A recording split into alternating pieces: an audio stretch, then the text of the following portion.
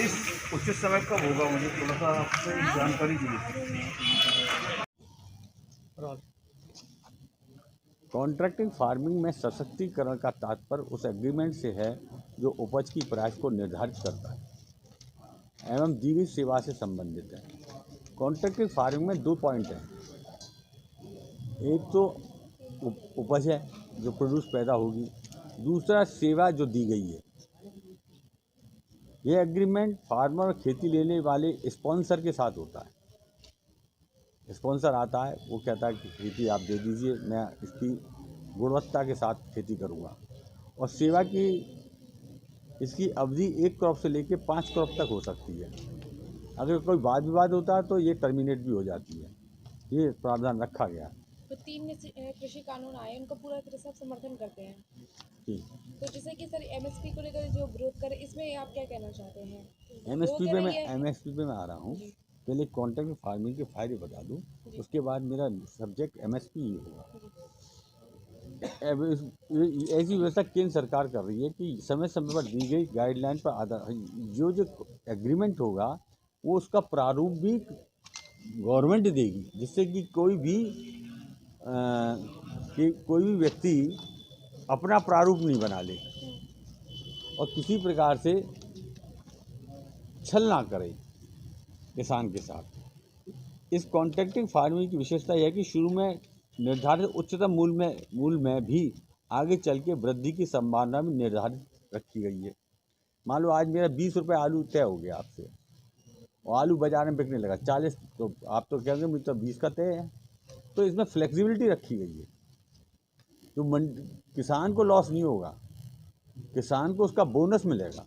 तो इसी बात को लेकर विपक्ष मुद्दा बना रहा है कि अगर कंपनियों के हाथ में चली जाएगी चीज़ें, तो 20 रुपए का आलू अगर उन्होंने खरीद लिया तो वो 20 दाम आगे बढ़ गए तो 20 रुपए में ही बिक गया, उसका सामान तो सस्ता नहीं चला नहीं गया। नहीं, तो इसमें यही भ्रम फैलाया जा रहा है राजनीतिक ये पार्टियों भ्रम द्वारा। गलत फैलाए जा रहे हैं। इसमें में आप प्रोविजन पढ़ लें, किताब पढ़ लें, साफ लिखा हुआ है, फ्लेक्सिबिलिटी मोड रखा गया है इसमें। जी आपने कि बैंक में देखा ना, जैसे हम लोन लेते हैं तो उसमें 2 मोड होते हैं, फिक्स मोड और फ्लेक्सिबल मोड। जब ब्याज नीचे आती है, रेपो रेट नीचे आ जाती है, तो हमारा लोन नीचे हो जाता है, ऊपर हो जाता है ऊपर चला जाता है। फ्लेक्सिबल मोड एक कंसेप्ट है, लेकिन इस कंसेप्ट में क्या है कि यूनिलेटरल है। किसान का नुकसान नहीं होगा, व्यापारी का नुकसान है, स्पॉन्सर को नुकसान उठाना पड़ेगा। आगे यही किसान को डिलीवरी से पूर्ण भुगतान मिलेगा। डिलीवरी पैसे रख जा तब ले जा, ये सिद्धांत है इसमें। उसकी उपज का मिले विशेष परिस्थिति में मात्र 3 दिन बैंक बंद होने या अन्य किसी घटना के आधार पर दिया जा सकता है। 3 दिन में भी वो डिलीवरी नहीं ले जाएगा, पैसे का इंतजाम कर ले ले जा। डिलीवरी लेके नहीं जा सकता है, वहीं डिलीवरी रहेगी उसी के खेत पे, है ना। यह है कि स्पॉन्सर फार्मर की बिना अनुमति के उसकी भूमि पर किसी प्रकार का पक्का निर्माण नहीं करेगा। यदि करता है तो खेती के उपयोग के लिए करेगा। कॉन्ट्रैक्ट के अंत में स्वयं अपने खर्चे से पक्के निर्माण को ध्वस्त करेगा, अन्यथा वह निर्माण किसान की मिल्कियत हो जाएगी।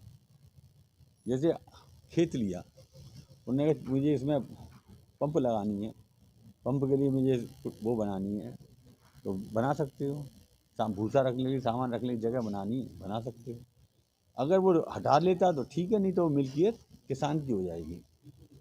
कॉन्ट्रैक्ट फार्मिंग कानून में बाध्यता नहीं है, ये एक वैकल्पिक है। ऐसे आप मान के चलिए कि इंश्योरेंस सबके लिए है, लेकिन जो कराए उसका इंश्योरेंस है, जो नहीं करा उसका इंश्योरेंस नहीं है।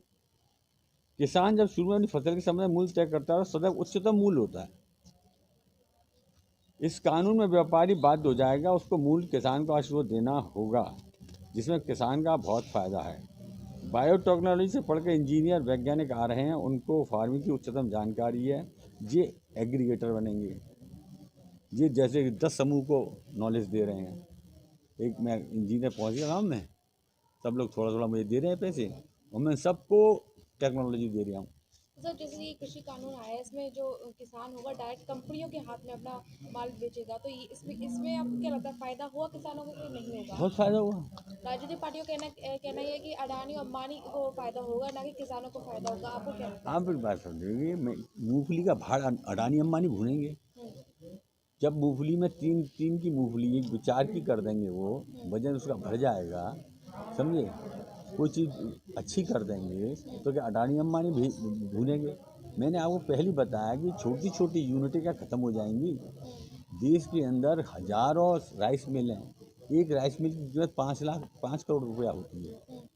2.5-3 करोड़ बैंक से मिल जाता है। आलू का कोल्ड स्टोर 5 करोड़ का होता है, समझे? टमाटो की सॉस फैक्ट्री लगा लो 2.5-3 करोड़ की होती है। तो आपके नज़रिए से मतलब फ़ायदा किसानों को ही होगा इस बिल से, नुकसान नहीं होगा? किसानों को बहुत फायदा हुआ, सीधी फसल लाएंगे, सीधी फसल ला के सीधी जो प्रोड्यूसर ट्रेडर हैं जिनके पास फैक्ट्री हैं उनको देंगे और फ़ायदा होगा।